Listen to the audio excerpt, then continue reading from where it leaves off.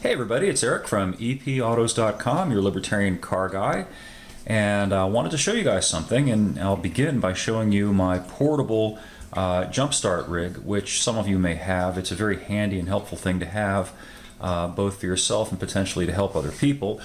You know, you can pick this up and carry it around with you and use it to jump start people's cars, dead batteries and all that kind of stuff. This one has PowerPoint there for a standard car cigarette lighter type of thing. It's got a USB port and it's very nice to have. However, it is kind of big and bulky, and that brings me to the other thing that I wanted to show you today, which touches on electric cars in a kind of elliptical way.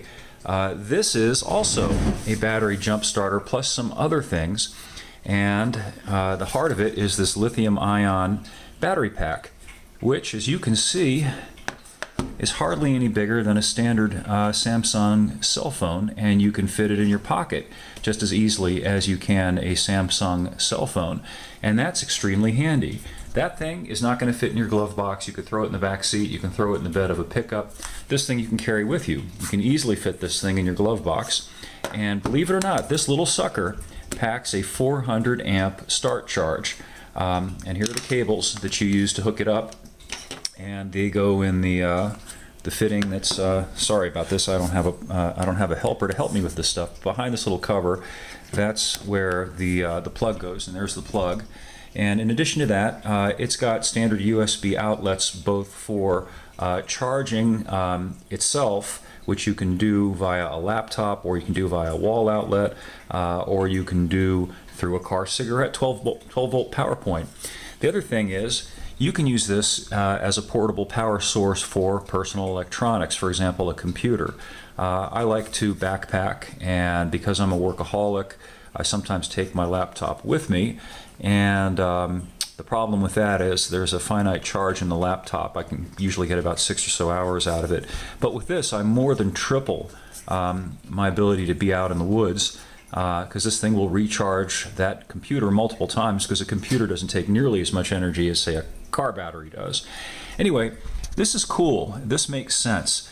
This is also inexpensive, which is something that electric cars are not.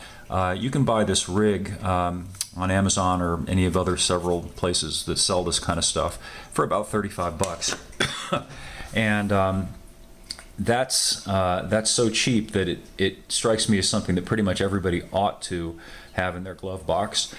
So far, this is the smallest unit that I have seen, smallest and lightest, and it packs a pretty solid punch. Anyway, it's sold by My Charge, the Adventure Jump Starter. I recommend taking a look at it. I've been very impressed with this little sucker, much more so than I have been with electric cars so far, as those of you who followed my rants on that subject go.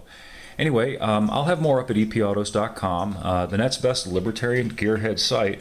I just also posted an article about a particularly egregious case of civil asset forfeiture perpetrated against some poor slob who brought cash with him to try to buy a retirement house in his native country of Albania. Just a horrible story. But what's even more horrible is that it's not an unusual story. The cops can simply steal your money without even charging you with a crime, simply because you have it. There's no definition in law as to how much cash is too much cash, or which is tantamount to some illegal activity. It's just an appalling business, and I hope you'll take a moment to go to the site and read about that article, and tell your friends and family about it as well, because it really is a despicable thing.